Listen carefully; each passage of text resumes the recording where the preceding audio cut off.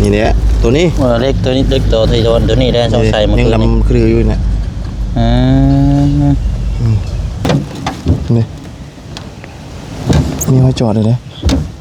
แต่ว่าวันนี้มันจอดไม่ได้ปะแก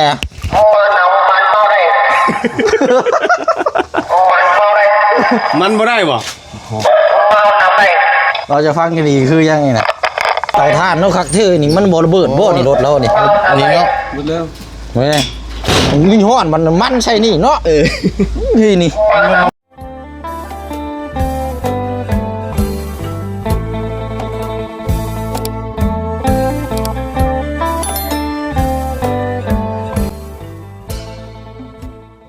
ใช่เอาเนาะจบเงินใบบัดนี้เป็นนี่ได้เรียบร้อยฮะเรียบร้อยเรียบร้อยทั้งรถทั้งคนบ่ไม่แล้วพี่น้องนานๆที่เขามานั่นต้องมาเรื่อยๆเขาบอกอยู่อย่ามาแบบจุดจอบซ้อมๆเยอะทันน้ำบ่ทันน้ำมาแล้วก็บ่ได้มาใช่ไหมอันนี้น้ำประปาโบราณชื่อได้นี่เนาะมาหลดเป็นเหตุเลยโอ้ยเอาร้อยอะไรเรื่องไงเนาะจ่ายไปกี่200,000เฉพาะอันทันนี่คือได้นี่200,000เนาะมันหนักเงินเลยเนาะโอ้ปะนี่คือเพลงแต่บริปะอย่างไรเปลี่ยนเอาขอบตอนนั้นมาใส่ขอบนี่ชื่อคือว่าเอายางตะกั่วใช่ครับคือว่าหันสลับสิชื่อหันสลับแต่ว่าเอายางที่ออกมาใส่ตัวนี้ใช่ไหมเพลงเนาะโอ้เดี๋ยวว่าเพิ่นกลับไปกลับมาเนาะบ่นะกลับไปกลับมาหากตอนนั้นเอาค่อยกับ200,000ได้200,000หรือว่า1,500ตอนที่ว่ารถก้อยอยู่บ้านดงตอนนั้นกันบ่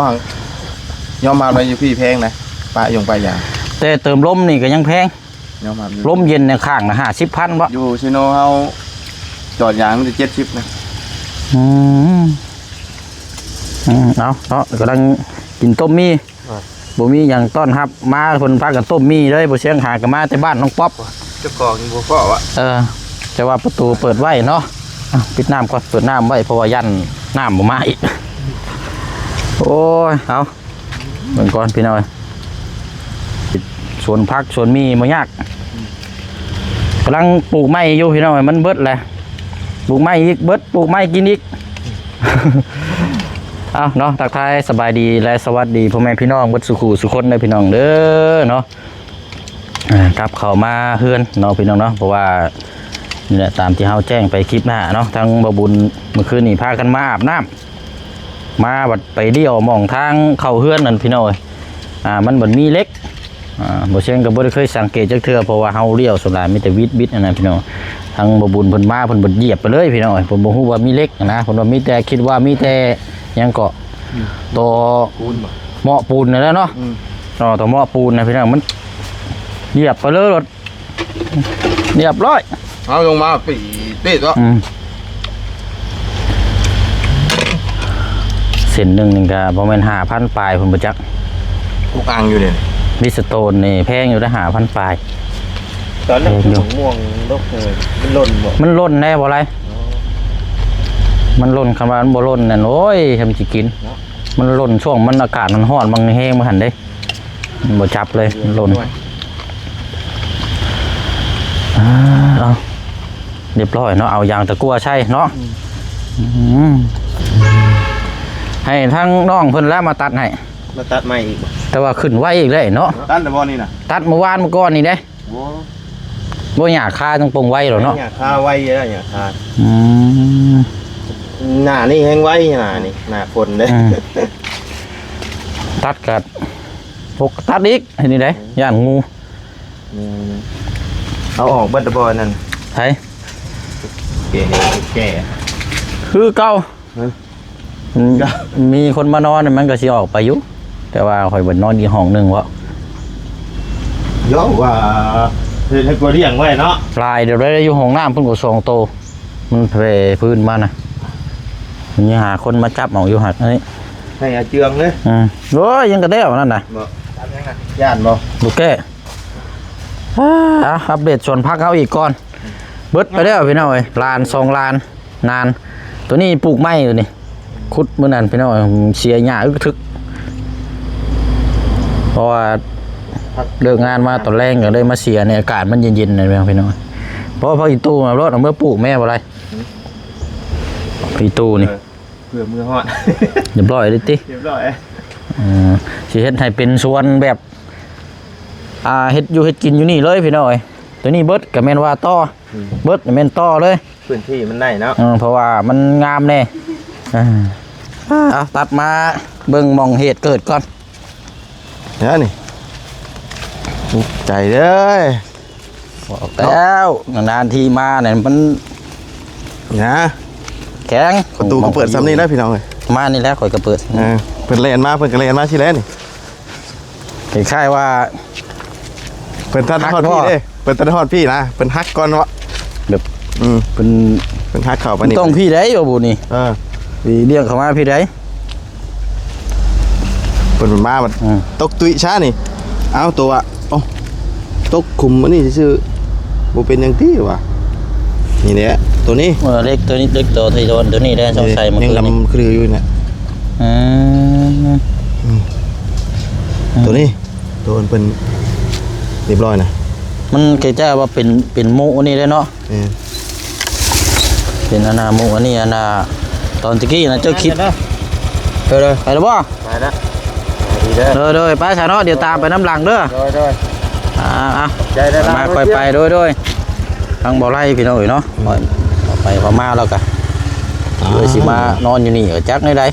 เมื่อบ้านเวียกงานอยู่บ้านแน่ก็เลย เมื่อเราชิเมื่อบ้านมื้อนี้ มา2 มื้อสิเมื่ออีกเลย เสาอันนั้นเสารักหัวกำแพงวัดบ่มาส่ง ว่าได้มีเวียกอยู่บ้านเนาะ แม่น เอาตอนนี้แหละพี่น้องตามแต่นี่มันคงสิบ่แตกโลกตีนว่ะ มันว่าคำมันตกซื่อกับบ่สิเป็นหยัง มาเบิ่งแล้วแม่นตัวนี้ มันตกแล้วมันเฉียบเลยเด้ เด็กตัวนี้เด็ก มันตกแล้วมันถือข้างมันเลยจุบเลยปะมันนี่แหละบางเทื่อ โอ้ยเวทได้เพเก้าอีกแล้วเจ้ามักเลี้ยวไว้ครับ บ่คนบ่เลี้ยวบัด เอาลง ไว้เจ้าจังมือเจ้าก็ต้องพลาด มางห่างให้เบียบัน จังมือเจ้าก็ต้องพลาดคือกันนะวะ เลี้ยวใกล้เดี๋ยวเนาะบ้านเลย ได้สบายมันสิเป็นเนาะ บาดมันสิเป็นนะนี่ว่าครับมันเนี่ย บ่ได้คิดว่ามันสิเป็นในนี้ตัวคิดว่ามันอันเป็นนั่นธรรมดาซื่อคิดว่าเป็นปากท่อธรรมดา นี่ก็โกนเด้หาเนี่ยมาถมอย่างนั้น นี่นะคิดว่าเป็นปากท่อนี่เด้ตกไปเพิ่นบัด เป็นหลุมเป็นบ่อ น้อยเพิ่นก็อยากให้ เนาะ จ่ายไปกินอีก200,000เฉพาะอันแกะอันนี้ออกก็ซื่อกะ อันว่าเอายางตะกั่วใช่เนาะ แม่นแกะอย่างจะกูเอามาจากแม็กตัวนี้มาใส่ตัวนี้สิได้200,000 ผมก็ไม่ครับแล้วบัดนี้ข้างนึงบัดแข็งข้างนึงบัดอ่อนแล้วบัดนี้ นะจังหวะเพราะถ้ามีเงินเฮาก็จังซื้อตัวนี้ เพราะยางตัวนี้เขาบ่ได้ใช้เลยมันอยากแข็งอยู่ได้ตัวนี้ ล่างเนาะ มันแน่นได้บ่บุญเลยนะโอ้จึงรู้นี่ จังเลย เห็นอึบเลยนี่ ใช้ได้ก็บ่กล้าใช้ได้หน่อยเนาะเป็นอย่างจังบ่เนาะหักไม้อยู่เรื่อง เพ ไม้ ราะไม่แล้วแต่ว่ามันสลับแค่ว่า3ข้างนะมันก็สิบ่ซ้ำกันเพราะว่าตัวนี้มันไหม้เด้เวลาเล่นมันก็สิแบบข้างนี้อีกสูงในจังน้อย เฮาต้องเฮ็ดในบัด ขี่ไปเรื่อยๆนะสิเป็นหยังใช่ก็ดีแล้วอย่างตะกั่วถ้าจอดไว้พื้นน่ะมันพุยหมายก็ว่าอยากสลับอยู่กับรถข่อยนี่แปลกได้บ่บุญบ่คือเข้า เป็นไง ติ๊กขี้ตมด้วยนึงพวกหัวไหล่คือสั้นให้บ่มันปิ่นเกี่ยวกับหยังเจ้าวะ อันว่าอันขี้ตมมันเข้าอันแม็กนี่บ่ บ่ได้เข้าแม็กได้ติดแต่นี่แถวนี้ซื่อ มันหนักเด้พี่การ สั้นได้ เท่าขี้ตมออกเบิดพุ่นแล้ว โอ้ติดหน่อยเดียวนึงก็สั้นบ่ว่าหรอก นี่นั่นขี้ตมมันเหนียวๆนะนี่เหนียวอยู่เพิ่นน้องของมีเด้ แม่ นั่นน่ะ คือกัน โอ้ สิละบุบ สั้นเนาะดิ้นบุ้ม นี่บึ้มคืออันน่ะยังชักนี่ บ่ได้ย่านเด้ไผเนาะ เรียนตัวนี้เลยบ่หน่อยเนาะเรียนตัวนี้เลยก็ได้ชื่อใหม่คือเก่า เอาเล่นกับตอนนั้นกับซื้อมาใช้ใช้อัน โอ้ตัวนั้นอยู่พุ่นบ่ เหลือแต่แม็กได้นั่นน่ะ โอ้ครูอยู่นี่ ยางมันอยู่ อ้ายจะคือบ่เอาอันออกมาไว้น่ะ ฮะ มันก็ฝนตกใส่มันก็ขี่สนิมแล้วอ่ะ บ่ดีมันอันนั้นอยู่ โอ้ย เพราะว่าเมื่อพุ่นแล้วเมื่อเอาหาเงินได้เฮาก็เอาตัวนี้ไปใส่คืนตัวนั้นเฮาเอายางใหม่มาใส่ตัวนี้ คือเก่าอะนะ ก็คือเก่าเนาะ บ่ได้ใส่เลยหรอกเอามางออกคือเก่ามางตัวนี้ไปใส่ตัวนั้น ตัวนี้เปลี่ยนจักเทื่อแล้วเจ้า มันเพียงเท่าไหร่ ครั้งแรกนี่บ่ แต่ว่าตีนหัวนะหัวแล้วหัวสองเทื่อบ่ อย่างตัวนี้ได้พวก ห้อยจอดน่ะนี่มีห้อยจอดเลยนะแต่ว่าวันนี้มันจอดบ่ได้ปะ ไปข้างข้างเลยได้หน่อยเรียบร้อยเลยป้าบ่ได้ ปะแล้วจอดทีเดียวเนาะตีนหนาเนาะสองเทื่อ ติดหน้า ตีนหนา ป้าเข้าโฮมก่อนเนาะมัน ไป แดดแท้นี่พี่น้องไปพูดคุยน้ำกันอยู่โฮมก่อนโอ้บาดนี้พี่น้องเว้ยมาพี่โอ้มพี่โอ้เสร็จแล้วบุญเลยอย่างนี้บาดนี่โอ้ก่อนกุ้มรถ มาพังอันนี้นะอย่าบอกใจเลยนี่มันบ่ได้บ่ คือยังนี่นะฟังมึงแก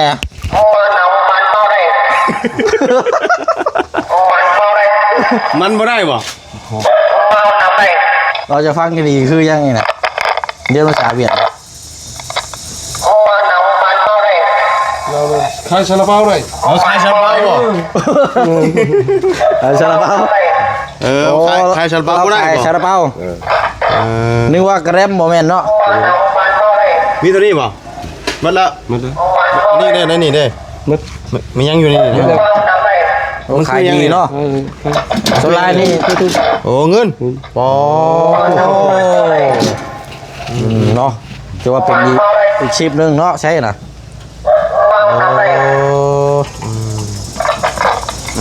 ก้อนเท่าไรนี่ก้อน10,000นี่มียังแค่นี้นี่ เราปล่อยเตาถ่านเนาะคักที่นี่มันบ่ระเบิดบ่นี่รถเรานี่ อันนี้เนาะ หมดแล้ว แม่มีฮ้อนมันใช่นี่เนาะนี่นี่ มันใหม่นี้แล้วดิ จะเฮ็ดแท้นี่ วิญญาณใหม่บ่วิญญาณใหม่รถบ่นี่ฮะ จะน้ำมันนี่พี่บ่บ่อนน้ำมันเราในบุญถามเราอยู่ใช่ ถังน้ำมันก็อยู่นี่นะ ทางน้ำมันอยู่ใช่น้ำมันรถอีไว้หม่องใดคือบ่เห็นมันบ่ระเบิดบ่ มันก็เสี่ยงอยู่เลยเนาะ อ๋อ ไฟกับน้ำมันอันนี้ใช่ไหมเนาะ บูเป็นช้างนี่มาไวดินี่เอา2ก้อน ชิมหมดเลย เอาบ่บุญจับได้ค่อยไปเอาช่วยเราก่อน เอา2ก้อนหน่อยซื้อมาเลยบาท 2ก้อนซื้อบ่ว่าดิ เฮ้ยเดี๋ยวจะก้อน สี่ก้อน โอ้ย สี่ก้อน เฮ้ย สี่ก้อนนะ ชื่อช่องแถมช่องน่ะ เสียง เนาะชื่อทองแถมช่อง สี่สิบ เอามาเลยป่ะ เด้อ เอามาเลยป่ะ 2ก้อนพอ ให้คนอื่นกินน้ำแน่ เนาะเราไปจะขายเบิดมันเดียว2ก้อนเราป่ะแถมแถมชื่อช่องแถมช่อง เฮ็ดเองบ่เฮ็ดเองบ่เฮ็ดเองบ่ซื้อมาเฮ็ดซื้อมาขายต่อ มาตะเวียนเลยป่ะมาตะเวียนเลยเนาะแต่ละมื้อนี่ขามมาตะเวียนเลยมือมาอีก มือนะครับ มือมาอีก ไปขายอยู่โรงเรียนเนาะ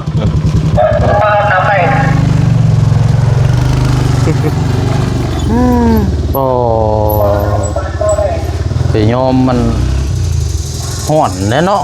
น้ำมันเนาะนี่ จะแน่นอนอยู่แบบมันเนาะเอานั่น แต่ว่ามันความห่อนมันนี่มันสิบ่ไฟมันสิบ่ระเบิดบ่ เข้าบ่ฮอดมั้งมันคาเบาะเราอยู่ เนาะ แต่มันก็มีความเสี่ยงอยู่แน่เนาะ เสี่ยงอยู่ได้ ไฟกับน้ำมันอันนี้ครับ เท่าไรก้อนละ10,000เนาะ 10,000 ลองมึงบ่เจ้าเอ้า คนหมู่บ้านได้เลยกินต้มมีอะไรกินนี่ ต้มมีก็กินอีก กับ บ่ค่อยมักปานใดเลยซาลา อั เปาน นี้พี่ก่อนมันคือมืดแท้นี่หอมบ่ มันตุ้ย ว่าดิแซ่บเลย ๆใช่บ่หอน ไท ๆ ย เลย ธรรมชาติป้อหอนเลย ใช่เฮ้ย ดูได้ ก็เหมือนมีหยังมีแต่แค่รส ใช่น่ะรสชาติแครอทบ่นี่นะ กับไข่ กับไข่ ไข่ลูกนึง ไข่นกกระทาจักบ่ กับอันว่าแครอท กับไข่เท่านั้น หมูแล้วว่านี่นี่เป็นไงรสชาติ ใช่ดูเนาะไม่กินที่อะไรครั้งแรกเลย เห็นแล้วขายจอดอยู่โรงเรียนนั่นตลอดได้เป็นไงคนเวียด อืม บ่เฮ็ดเองบ่เฮ็ดเนาะ บ่ว่ะ บ่แม่นหรอกเนาะ อืม โอ้ไข่นกกระทาได้บ่บุญเลยหนังข่อยนี่ไง ได้2 ลูก น่ะ2หน่วย อืม อืม หมูกินถึงจะชื่นพอ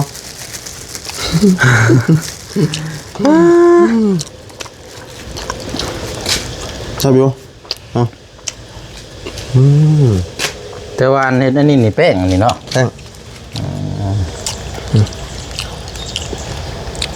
โอ้ อืม เป็นยังไงรสชาติน่ะเค็มบ่ เค็ม ถ้าข่อยมักนะกินมักกระต้มเค็มมันข่อยต้มมักนะต้มยังเค็มนะ ๆหอมไปเคยกินเลย โอ้เคยกิน อืม พยันเบื่อจักดิ ผมบ่ค่อยมักปานใดหรอ โอ้แสดงว่าคักเติบเล่นเจ้ากินแบบเส้นนี่แสดงว่าแซ่บเด้นี่ยากเด้บ่ได้เคยเห็นเจ้ากินเด้นี่ โอ้ โอ้มันนัวอยู่นะ นัวบ่ อิ่มใช่ไหมบัด ต้มนี้ที่นี่ เดี๋ยวสิลองชิมเบิ่งปีเบิ่งกินอีกแล้วพี่น้องเอ้ย ป้อ เนาะเอาซะเฮามีแต่ว่าจังได๋ ไป แยกย้ายเฮ็ดเวียกเฮ็ดงานเนาะ ได้เลยเลิกแล้วไม่เอา อืม ไม่แห้งแล้วเสียเงินเดี๋ยว เนาะ